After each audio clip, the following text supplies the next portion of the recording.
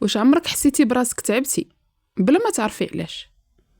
ماشي لانك مريضه وماشي ناقصه نوم، ولكن الداخل ديالك ثقيل عليك، بحال شي حاجه كتشدك للور، شي حاجه اللي هي غريبه. كنتي كديري كل شي باش ترتاحي، كتصلي، كتقراي، كتجمعي، كتنظفي وكتحاولي تكوني ايجابيه، ولكن الراحه ما كتجيش. الا كنتي في هاد الحاله خاصك تسمعي هاد الجمله وسمعيها مزيان. الراحه النفسيه ما كتجيش من شي حاجه كديريها، كتجي من شي حاجات كتوقفيها. اليوم غادي نحكي لكم على اهم حاجه حبستها في حياتي، واللي من بعدها العقل هدا والقلب تنفس والضغط نقص عليا.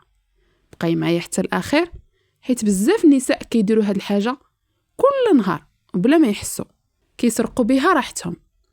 السلام عليكم، مرحبا بكم من جديد، مرحبا بكم في حلقه جديده من بودكاست بيتك مع استهام. انا استهام وهذه قناتي، ان شاء الله تكونوا كاملين بخير وعلى خير، اموركم جيده يا رب العالمين. حلقتنا اليوم غادي تكون مليئه بالنصائح وايضا بالمعلومات القيمه اللي ما غاديش تلقاوها غير هنا. نصيحتي لكم تابعوني حتى الاخير باش ما تفلتوا حتى افاده.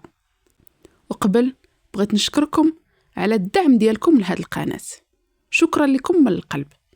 ونبداو حلقتنا بالصلاه على النبي، اللهم صل وسلم وبارك على سيدنا محمد وعلى اله وصحبه اجمعين. اول سؤال غنجاوبك عليه دابا هي اشنا هي الحاجه اللي كنتي كتضري بها راسك بلا ما تحسي؟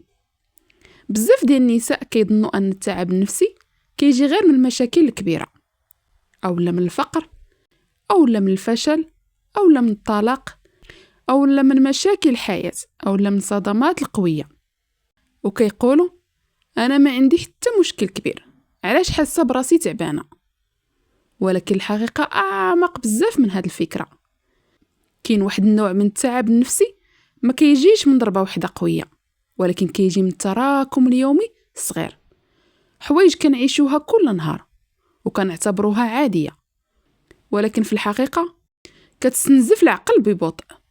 التعب النفسي كيبدا من التفكير الزايد في كل حاجه، تحليل كل كلمه تقالت، ومحاوله فهم النوايا ديال الناس، ومن الخوف من الغلط، والرغبه الدائمه في ارضاء الجميع، ومحاسبه النفس على ابسط تصرف. هاد الاشياء باينه بسيطه، ولكن ملي كتدوري بها في بالك كل نهار، العقل ما كيلقاش حتى دقيقه يرتاح فيها. العقل البشري ما تخلقش باش يكون خدام 24 ساعه، ولكن بزاف ديال النساء عايشين بعقل ما كيتحبسش. كتفكري في الماضي، كتفكري في الولاد، كتقلقي من المستقبل، وكتجلدي راسك في الحاضر، وهنا كيوقع الاستنزاف الحقيقي. العقل ما كيعياش من المشكل واحد، كيعيا من الضغط المستمر بلا توقف، بحال شي واحد كيجري بلا ما يوقف يتنفس.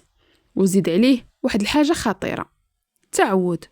بزاف النساء تعودوا على التعب النفسي، حتى ولا عندهم طبيعي في حياتهم، ولاو كيقولوا انا هكا، حياتي هكا، راسي عامر، كنفكر بزاف. ولكن عمرهم طرحوا هاد الاسئله: واش هاد الشيء صحي؟ واش هاد الشيء طبيعي نكون دائما مشدوده؟ واش طبيعي نكون دائما مرهقه حتى وانا ما درت والو؟ الجواب هو لا. التعب النفسي ماشي دليل قوه وماشي دليل وعي، وفي اغلب الاحيان هو دليل ان شي حاجه كدار ضد النفس. العقل ملي ما كيلقاش الحدود كيولي يستهلك الطاقه حتى يفرغ، ومن بعد كتولي تحسي بالتعب بلا سبب، وبالقلق بلا خطر حقيقي، وضيق النفس، وايضا قله التركيز، والثقل الداخلي ما كتعرفيش منين جا. واسوا حاجه ان المجتمع كيطبع مع هاد الحاله، وكيخلي النساء كيحسوا بالذنب الا ارتاحوا. كتولي تحسي خاصني نصبر، خاصني نتحمل، خاصني نكون قويه. ولكن القوه الحقيقيه ماشي في التحمل الدائم، القوه في معرفه فين كتضيعي الجهد ديالك.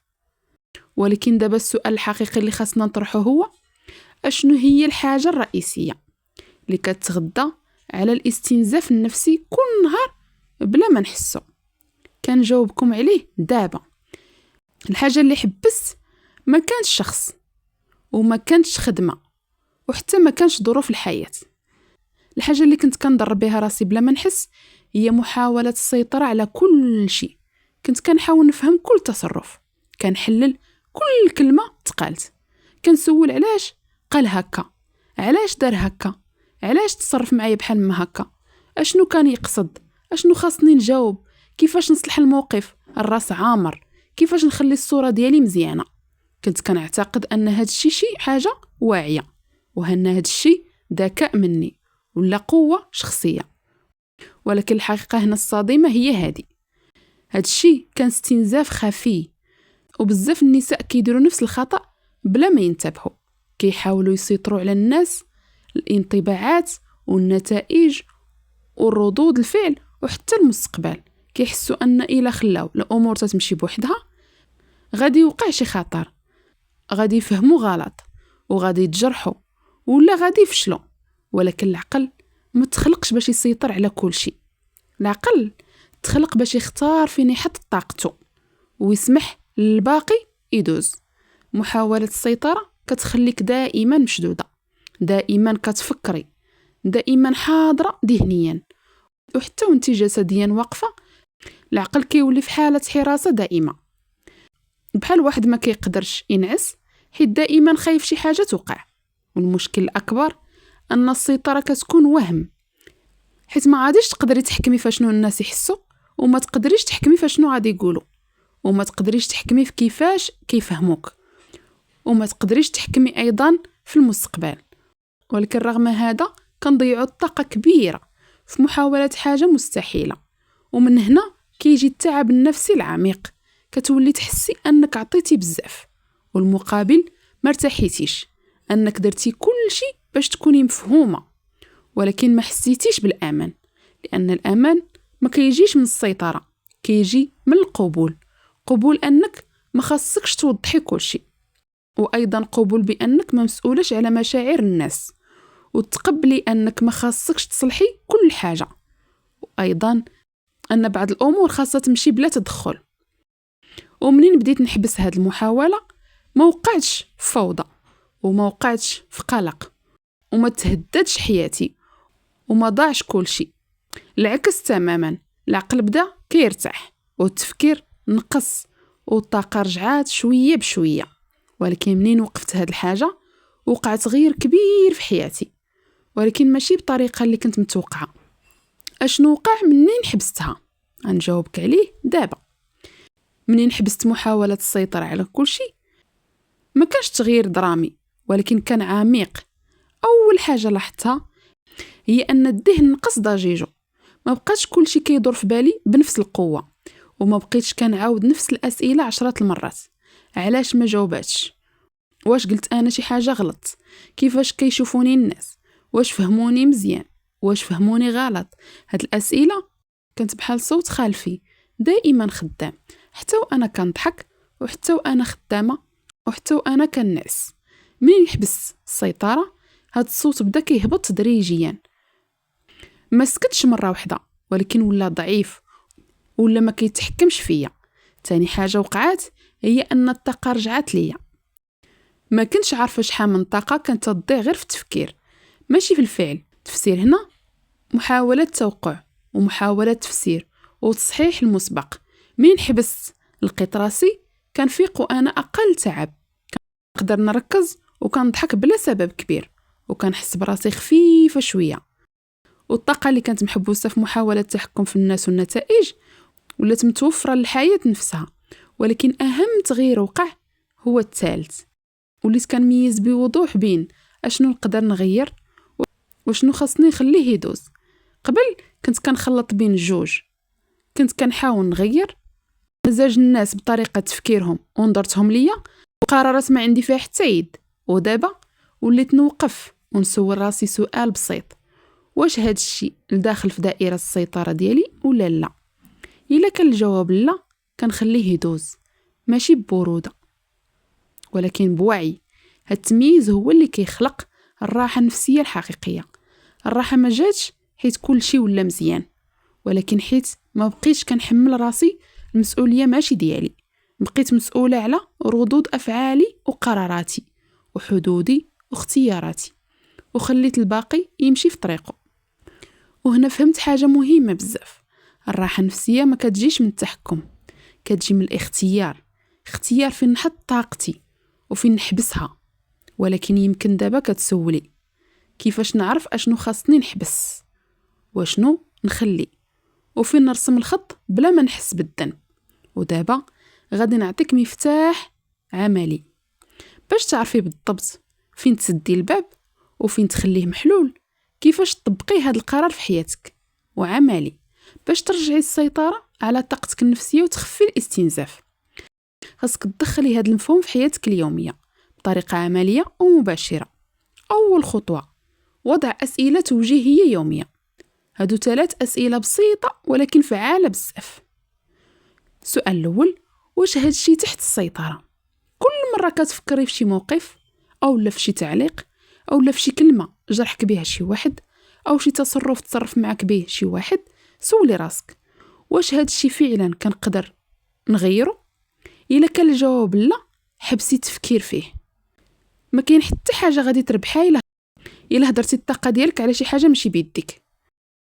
تاني سؤال عاد سولي راسك، واش هاد التفكير كيزيدني هدوء ولا توتر؟ واحد من أكبر المصادر ديال الاستنزاف النفسي هو التفكير اللي ما كيضيف حتى راحة. إلا لاحظتي أن التفكير في هذا الموضوع كيخليك مشدودة أو مضغوطة، سيري خطوة اللور. السكون الداخلي أهم من أي جواب، أي موقف أو أي انتقاد خارجي. ثالث حاجة تسولي فيها راسك، واش غادي يهمني هذا الشيء من بعد مرور سنوات؟ هذا السؤال كيعطيك منظور طويل المدى. كثير من الأمور اللي كتخلينا نحسوا بالتوتر اليوم غادي يولي ما عنده حتى قيمة في المستقبل. إلا كان الجواب لا، خاصك تعرفي أن الطاقة اللي كتستهلكيها اليوم في هذا الشيء ما كتستاهلش. هنا كيبدا التحرر الحقيقي، كتوفري الطاقة الأشياء اللي فعلا كتعطيك قوة وراحة. الراحة النفسية ما كتجيش من محاولة حل كل شيء ولا من السيطرة على كل موقف وكل كلمة، كتجي من اختيار المعارك اللي كتستاهل فعلا. وهذا الاختيار هو سر القوة النفسية اللي كتعيشي اليوم. أي موقف، أي كلام، أي انتقاد يمكن يكون غير انعكاس لماضيك أو المعتقداتك المكتسبة أو الصوت الداخلي السلبي. ولكن إلا عرفتي كيفاش تفرقي بين اللي تحت السيطرة واللي ماشي تحت السيطرة، غادي ترجع لك الطاقة وغادي تحسي بهدوء وغادي تزيد طاقتك بنفسك يوميا. دابا بعد ما تعلمنا كيفاش نعرفوا اشنو نحبسوا واشنو نخليو، غادي نقدم لكم ادوات عمليه باش تدمجوا هذا الوعي في الواقع اليومي ديالكم. هنايا غادي نهضروا على خطوات نهائيه باش ترجعي السيطره كامله على نفسك وتصنعي مساحه نفسيه قويه حتى وسط الناس السلبيين. وغادي نختموا مع نصائح يوميه يمكن تطبقيها مباشره باش تشدي القوه النفسيه ديالك على طول المدى. بعد ما عرفنا اشنو نحبسوا واشنو نخليو، دابا الوقت باش نطبقوا هذا الوعي في الحياه اليوميه. اول حاجه خاصنا نفهموها، السيطره على طاقتك النفسيه ماشي تتعني تجاهل او لا تجاهل العالم او لا الانسحاب منه، ولكن كتعني اختيار فين توجهي الانتباه ديالك وفين تحطي طاقتك وردود افعالك. كل موقف كيجي وكل كلمه او لا كل تصرف من الناس ما كيكونش سلبي الا اذا عطيتيه السلطه باش يسيطر عليك. الخطوه الاولى اعاده ضبط الاولويات اليوميه. قبل ما تبداي نهارك سولي راسك اشنو اهم حاجه اليوم، اشنو اللي غادي يضيف قيمه ليا اليوم، اشنو اللي يمكن نتجاهلو بلا ما نخسر طاقتي. هكا كل قرار صغير كيولي عنده معنى وما كتضيعش الطاقه على اشياء ماشي مهمه. الخطوه الثانيه صياغه الحدود الداخليه. المراه القويه كتعرف تقول لا بلا شعور بالذنب وكتختار اشنو يدخل لقلبها وعقلها. باش تفهميني اكثر نعطيك مثال عملي.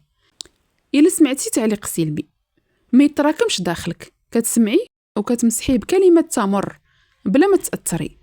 تقدري تسمعي نقاشات غير منتجه كتخرجي منها بلا ضغط نفسي. هاد الحدود كتخلق مساحه داخليه امنه واللي كتخليك متوازنه.